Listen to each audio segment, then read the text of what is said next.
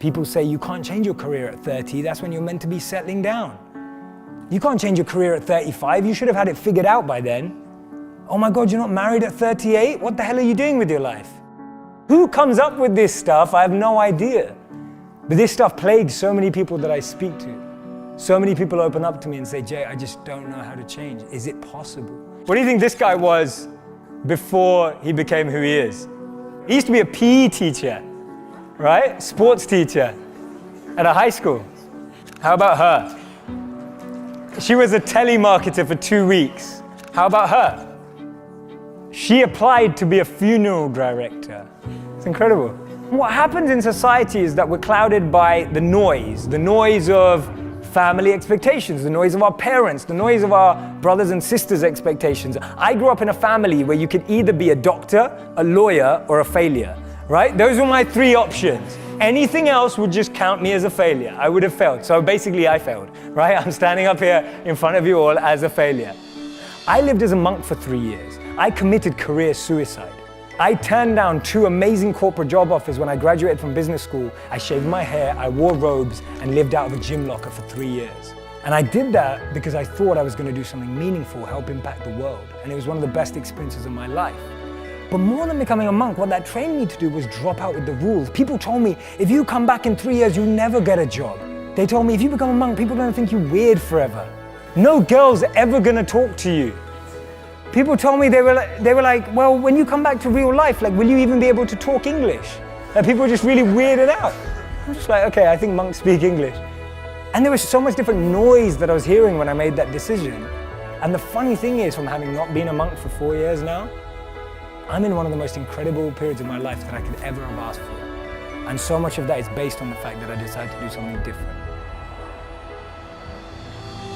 So many of the times our expectations are driving us in a certain scenario. We focus so much on life in what we want to be, as opposed to who we want to be. Because we've always been told that life and jobs and careers are like boxes and containers. There's only a finite number of options. There is no formula, there is no pattern.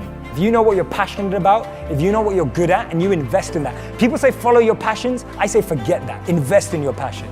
If you're passionate about something, go and become the best at it. Go and do a course on it. Go and learn from the best. Go and find a mentor who's going to make you incredible at that trait. Not only will you be criticized and grow, you'll be able to find new things about yourself that you never knew.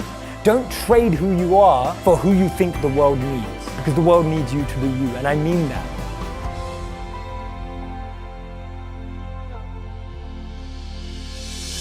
I was a 19-year-old kid, and I was miserable.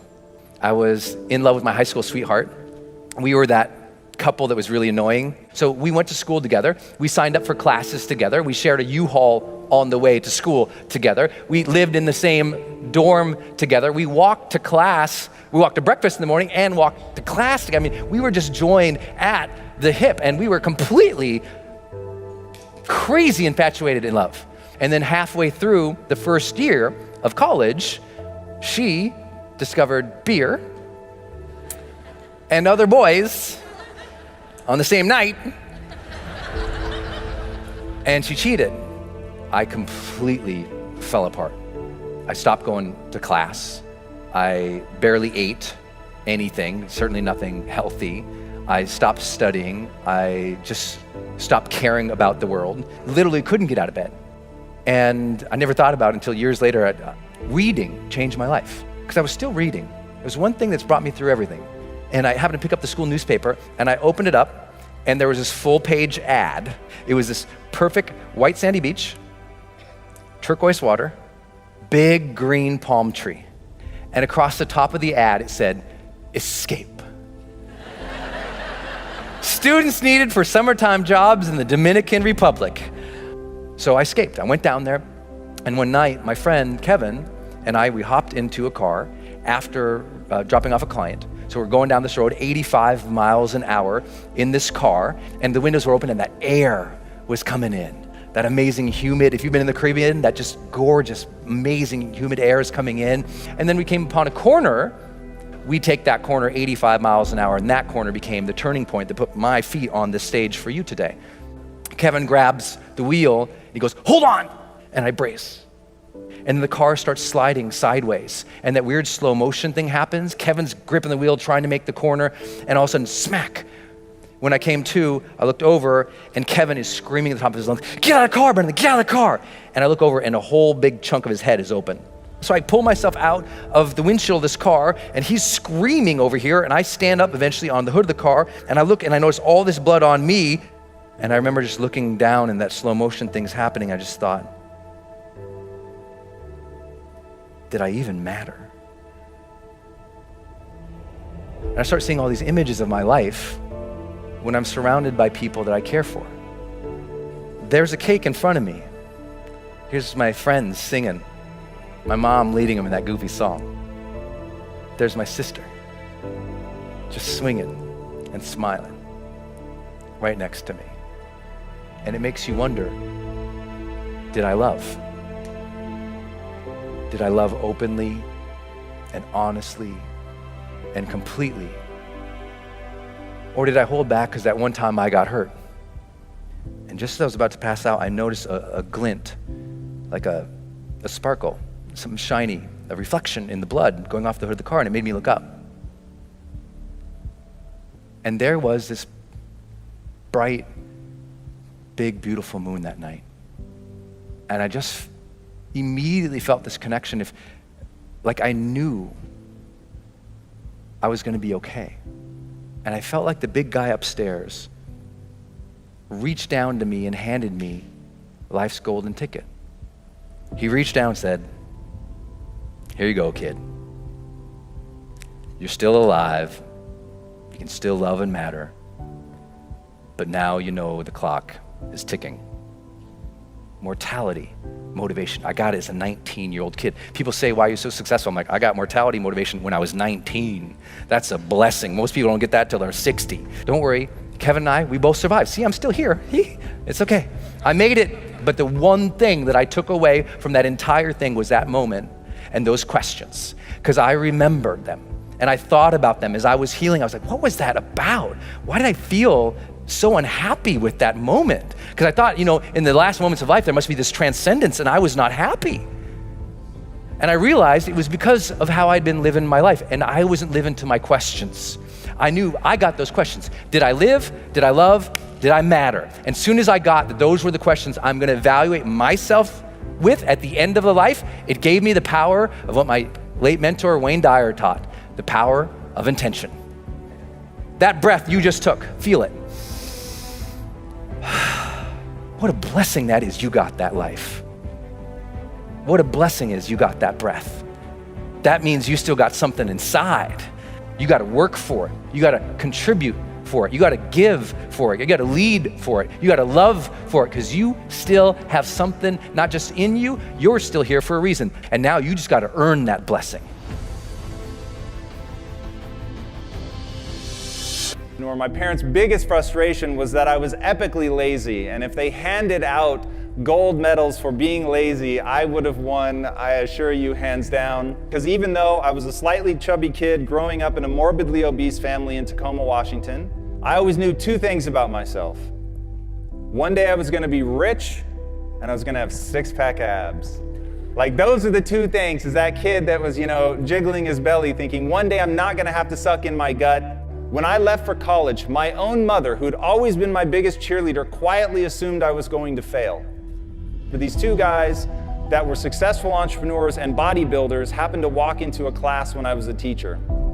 And they were just starting a technology startup, and they said, "Hey, we need a copywriter. Why don't you come be a copywriter?" And so I was just young enough and just dumb enough, and I went all in. They literally put me in the room with all the computer servers.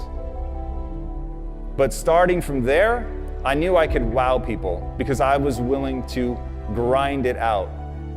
And we all have a superpower, and my superpower may be the willingness and ability to endure suffering. I had suffered a lot. I hadn't taken a day off in like 6.5 years because I was so hell-bent to get rich. And then I realized, almost 8.5 years in, I'd finally had enough. I had hit my breaking point from suffering, and I got so mad, and I was so unwilling to do it anymore. And I turned to my partners and I say, "I'm completely miserable, I quit."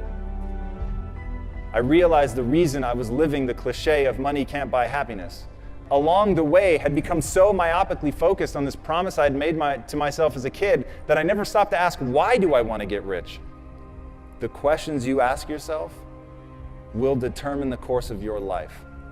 I had been asking myself, what do I need to do to get rich? And it left me really unhappy. So I changed the question, and I started asking, what would I do and love every day, even if I were failing? Life is too short. This is your one go-round. So what are we going to do? We're going to build a company that's predicated on value. We're going to build a company that's predicated on passion. I started thinking about my mom and my sister, but they were profoundly overweight. I started thinking about my uncle who ate himself to death when I was 12 years old, and how much that scared me, and it made me sad. And it made me sad to see that there were millions, if not more than 1 billion people that were in the same kind of abusive relationship with food that my mom and my sister were. So I said, I don't know if it's a big business, but I know it's a big problem. And that's the problem that we're going to solve. And so we decided to build a totally new kind of company. We started Quest Nutrition in 2010, just as we were coming out of the Great Recession. I was wearing a hairnet and a lab coat every day, and my employees were former gang members, ex-drug dealers, felons. We were in Compton, and we literally told everybody in the neighborhood, I don't care if you've been convicted of a crime. I just want to know if you're willing to bust your ass to change your life. And if you are, you're going to get an interview. And I'm not going to ask for your resume. I don't care about your resume. Your resume tells me where you've been. It doesn't tell me the price you're willing to pay to become somebody new. Every belief that you have is a choice. I choose to believe that human potential is nearly limitless. And this was the belief that changed my life. Because once I realized, so it's not about who you are today. It's about who you want to become and the price you're willing to pay to get there. And I promise you, the day that you're willing to pay any price, you'll achieve what you want to achieve. If you truly believe that human potential is limitless, what do you want to become? And what price are you willing to pay to get there? Gives you better sex, increases your good cholesterol, gives you more friends, gives you more meaning, engagement, life satisfaction, and happiness. If you have a purpose-driven life, it adds years to your life. You live longer. Let me share 2 stories with you. Story number 1, we're interviewing one of those school teachers. She says, the first year I taught was heaven. The second year I taught was hell. I had 5 boys that second year, and they were incorrigible. And there was one kid in particular. He was impossible. One day, this kid's in the doorway of the classroom, and he's kicking and moving his arms and making noises, and I lost it. She said, I'm ashamed to say these words, but I walked towards that kid with the intention of kicking him. Thank heavens he got up and ran away. I kept walking. I went to the principal's office. I said, this is it. It's him or me. And the principal took the kid out. She said, I felt terrible. So I went to 2 of my colleagues and poured my heart out. And they said to me, you are not the key to every door. And as she said those words, she burst into tears in the interview. And we waited a long time. And then she looked up and said, I hated that. Those words, you can't be the key to every door. She said, so I decided to become the key to every door. Instead of pushing disruptive kids away, I began to seek them out. I began to bring them into my world. I read every book I could find.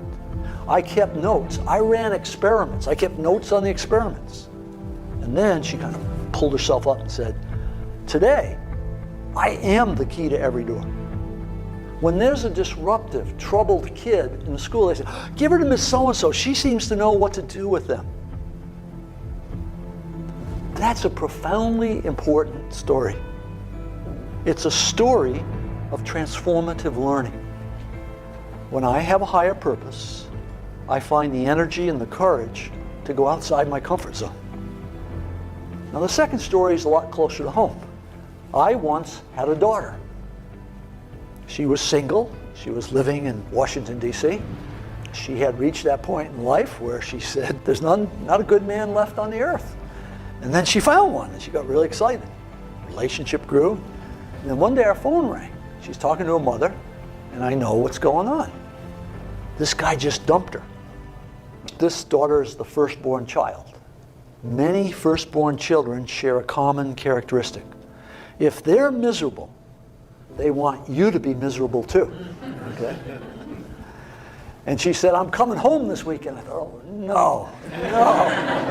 Her mother hangs up and says, you're the father, you go to the airport and pick her up. So the next day I go pick her up. She gets in the car and she doesn't say, hello, how are you? She says, that no good, dirty, da-da-da-da-da. 5 minutes later, she takes a breath. And I said, are you problem solving or purpose finding? We're finally pulling in the driveway. She takes another breath. I say it again. She says, what are you talking about? And she said, this is the real world. I said, well, I think it applies to the real world. By then we're in the house. I pull out a sheet of paper out of my file, and it says, Robert Quinn, life statement. She looks at it, and then she grows kind of quiet. And she looks up and says, when you feel bad, you read this? I said, no. When I feel bad, I rewrite it. It's been rewritten hundreds of times. She said, yeah, I can hardly understand some of this stuff. I said, yeah, it's written to a customized audience, one person. Then the first miracle happened. She said, do you think I could write one of these? And I said, I'm sure you can. She went in the bedroom. For a day and a half, she worked on her life statement. The miracle was, I did not have to suffer during that day. Right? She got on the plane. She flew home to D.C. A couple days passed. I get an email. She said, he called me. Oh, this will be interesting. And she says, so I wrote him this letter. And I'm reading this letter that she's attached. It's incredibly vulnerable, open, honest. And then at the bottom it says, and my roommate said I can't give this to him. Now that's an interesting thing. Why can't we give this letter to this guy? You don't tell some guy that dumped you that, here's how you feel. And then she said, what my roommates don't understand is that what he thinks doesn't matter. Whoa, wait a minute. A few days ago, what he thought caused her life to shatter. Now she's saying, what he thinks doesn't matter. She's saying, this is who I really am. Didn't know this a while ago. Now I know it. It doesn't matter what other people think. You see, when you clarify your purpose, you take back your external locus of control where you worry about what other people think, and you take an internal locus. You don't become insensitive. You don't become rebellious. You become centered. You become powerful. Now here's the interesting thing. In the next few months, she began to be promoted. Her career turned. Why? This was a dating breakup. Why is her career taking off? Because when you find purpose and meaning in what you're doing in one area of your life, it grows in every area of life because you are one person. That company had a woman coming in with the same dresses on, body looked the same, but it wasn't the same employee. This was a woman now full of leadership for the first time. When someone has that meaning and that integrity, things start to change. The research says when you give up self-interested goals, where most of us are most of the time, and you take on contributive goals, you function differently. The biology changes, the thought process changes. Learning accelerates, you grow more. The only thing that I'm left to conclude is you and I are designed to be purpose-seeking mechanisms. You've been shaped by life. You've had bad experiences and good experiences. And both the bad experiences and the good experiences are there to teach you something about you. And if you look very carefully at those, You can determine what your purpose is. Every person in this room can clarify the purpose of their life, become the key to every door.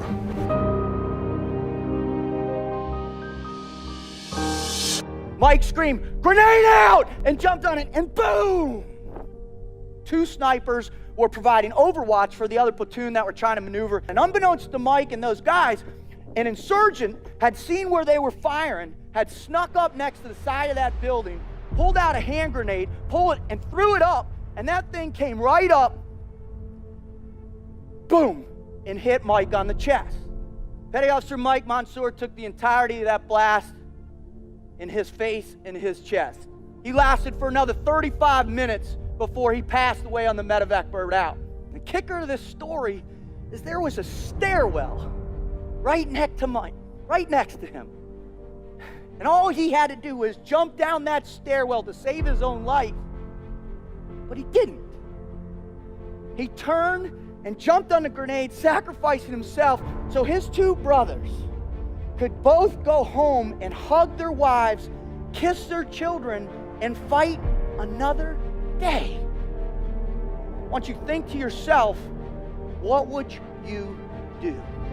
For 70 years, United States Navy SEAL team, we've been pushing the envelope. We've been setting the bar. We've been setting the standard for what the team life is and how you should live. Are you really committed to yourself physically? Because we all know when the going gets tough, the more in shape, the more focused you are on what you eat and what you consume, the better you are. I spent 15 months in the frigid waters of the Pacific Ocean, to the mountains of Afghanistan on 7 different occasions, and to the shores of Haiti doing missionary work with my church.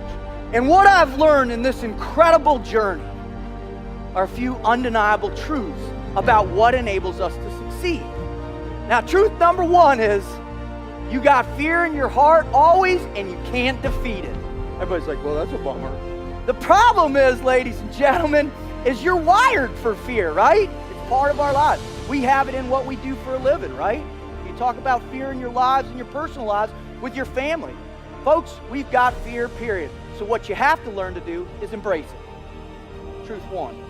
The second one is self-confidence is huge. It's important, and you gotta forge it every single day. The third one is you gotta live with purpose. If you don't have purpose in your life, you don't have momentum.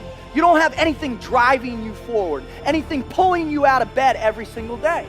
And the last one, and the one I learned that left an indelible mark, not only in my heart, but in my soul, on those beaches across the street over there, is nobody does it alone. There's not a single person in this whole room right now that can raise their hand and say, you know what, Rut, I've done it by myself. Not a single person out there has helped me, not a one. We all need help. So as a result of that, you have to recognize that you have to live what I call a team. You have to be 100% focused that everything you think about, everything you do is with someone else, is with a team. Amen, right? We've been giving everything we are to our communities, to our families, to our children. But more importantly, we're willing to give everything we are and potentially everything we will ever be for the man that's next to it. This is the team life. This is what my mission here is today, is to help you understand this standard, to help you redefine your understanding of what that mission might look like for you. Are you working on it? Are you working on it right now? Did you work on it today? Are you going to go work on it tonight? Because I tell you, with those 3 things, you're on the road to commitment. I've worked with every kind of person there is on this planet. We all bleed red. What I care about is there's something that gets you out of bed every morning. There's something that you have faith in that's bigger than yourself. There's something that you're willing to sacrifice for another